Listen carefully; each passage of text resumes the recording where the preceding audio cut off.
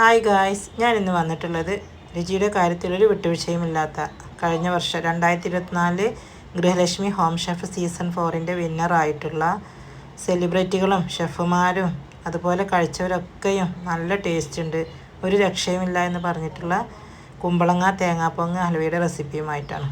അപ്പോൾ നമുക്കതെങ്ങനെ ഉണ്ടാക്കുന്നത് നോക്കാം.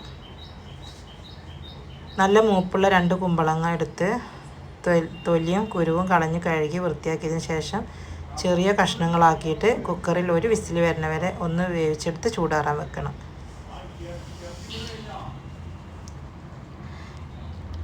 പിന്നെ നമുക്കതിലേക്ക് ആവശ്യമായ സാധനങ്ങൾ എന്തൊക്കെ നോക്കാം. 2 തേങ്ങയുടെ പൊങ്ങ്, പിന്നെ 2 വലിയ തേങ്ങയുടെ 1ഉം 2ഉം പാല് 1 ലിറ്റർ, പിന്നെ വെളിച്ചെണ്ണ, നെയ്യ്, ഉപ്പ്, പഞ്ചസാര, 3ആം പാല്, പിന്നെ അരിപ്പൊടി, മൈദമാവ്, അണ്ടിപ്പരിപ്പും പിന്നെ തേങ്ങാക്കൊത്തും വെള്ളയെള്ളും നെയ്യിൽ മൂപ്പിച്ചത്. ആദ്യം നമുക്ക് പിന്നെ കുമ്പളങ്ങയും പിന്നെ തേങ്ങയുടെ പൊങ്ങ് അതേപോലെ മാറ്റി വെച്ച 1ആം പാലും 2ആം പാലും പിന്നെ ചേർത്തിട്ട് നന്നായിട്ട് അരച്ചിട്ട് 2-3 തവണയാക്കിയിട്ട് മിക്സിയിൽ അരച്ചിട്ട് നമുക്ക് അത് ഉരുളിയിൽ ഒഴിച്ചെടുക്കുക.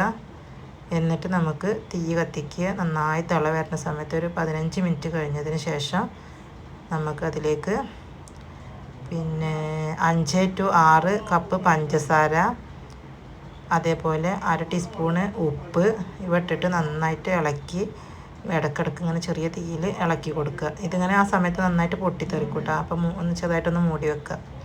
എന്നിട്ട് നമുക്കൊരു 10-15 മിനിറ്റ് കഴിഞ്ഞ ശേഷം വീണ്ടും നമുക്ക് അതിലേക്ക് ഈ 3 കപ്പ് 3ആം പാലിൽ 1/2 കപ്പ് മൈദമാവും 1 കപ്പ് പിന്നെ അരിപ്പൊടിയും പിന്നെ ചേർത്ത് കട്ട കെട്ടാതെ ഇളക്കിയിട്ട് അത് ഇതിലേക്ക് ഒഴിച്ചു കൊടുക്കുക. എന്നിട്ട് ഈ ഒഴിക്കുന്ന സമയത്ത് ഇതിൽ കട്ട കെട്ടാതെ നന്നായിട്ട് ഇളക്കി കൊടുക്കുക.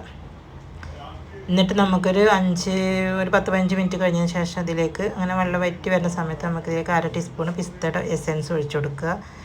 അതൊരു ഫ്ലേവർ അതേപോലെ ഒരു കളർ കിട്ടാൻ വേണ്ടിയിട്ടാണ്. എന്നിട്ട് പിന്നെ നമ്മളൊന്നും കൂടെ വറ്റി വരുന്ന സമയത്ത് നമുക്കിതിലേക്ക് 5 to 6 ടീസ്പൂണ് വെളിച്ചെണ്ണയും അതേപോലെ 5 to 6 ടീസ്പൂണ് പിന്നെ നെയ്യും ചേർത്തിട്ട് ഇടയ്ക്കിടയ്ക്ക് ഇങ്ങനെ ഇളക്കി കൊടുക്കുക. ഈ സമയത്ത് നന്നായിട്ട് ഇത് പൊട്ടിത്തെറിക്കൂട്ടാ.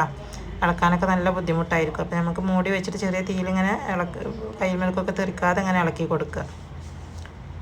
എന്നിട്ട് നമുക്ക് ഇങ്ങനെ ചെറിയ തീയിലിങ്ങനെ അങ്ങനെ വെള്ളം വറ്റിച്ച് അങ്ങനെ ഏകദേശം ഒരു 3/4 വെള്ളമൊക്കെ വറ്റി കഴിഞ്ഞ് 3/4 വേവായി വെള്ളം വറ്റി കഴിഞ്ഞാൽ നമുക്കിതിലേക്ക് 50 ഗ്രാം അണ്ടിപ്പരിപ്പും അതേപോലെ കുറച്ച് തേങ്ങാക്കൊത്തും 1 ടീസ്പൂണ് വെളുത്തുള്ളും കൂടെ നെയ്യിൽ മൂപ്പിച്ചത് ഇതിലേക്ക് ചേർത്ത് കൊടുത്തിട്ട് നന്നായിട്ട് ഇങ്ങനെ ഇളക്കുക. എന്നിട്ട് ഇങ്ങനെ ചെറിയ തീയിൽ ഇങ്ങനെ ഇളക്കി ചട്ടകത്തിമത്ത് ഇങ്ങനെ വരുന്ന സമയത്ത് ഏകദേശം ഹൽവ റെഡി ആയിട്ടുണ്ടാവും. യൂട്യൂബ് ചാനൽ തുടങ്ങിയതിന് ശേഷം എല്ലാവരും പറയണം എന്നോട് പിന്നെ ഈ ഒരു ഹൽവയുടെ റെസിപ്പി വിശദമായിട്ട് ഇതിൽ അപ്ലോഡ് ചെയ്യാൻ വേണ്ടിയിട്ട്.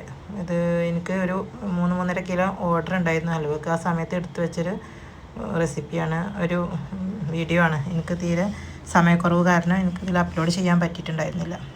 അപ്പോൾ ഇൻഷാ അല്ലാഹ് ഏകദേശമൊക്കെ റെഡി ആയി തുടങ്ങിയിട്ടുണ്ട്. അപ്പോൾ എല്ലാവരും വീഡിയോ ഫുള്ളായിട്ട് കണ്ടതിന് ശേഷം റെസിപ്പി ട്രൈ ചെയ്യുക, ഫീഡ്ബാക്കൊക്കെ അറിയിക്കുക. അതേപോലെ തന്നെ സബ്സ്ക്രൈബ്, ലൈക്ക്, കമൻറ്റ്, ഷെയറൊക്കെ ചെയ്തിട്ട് സപ്പോർട്ട് ചെയ്യണേ എല്ലാവരും. അപ്പോൾ ഇൻഷാ അല്ലാഹ് ഇവിടെ ഹൽവ റെഡി ആയിട്ടുണ്ട്.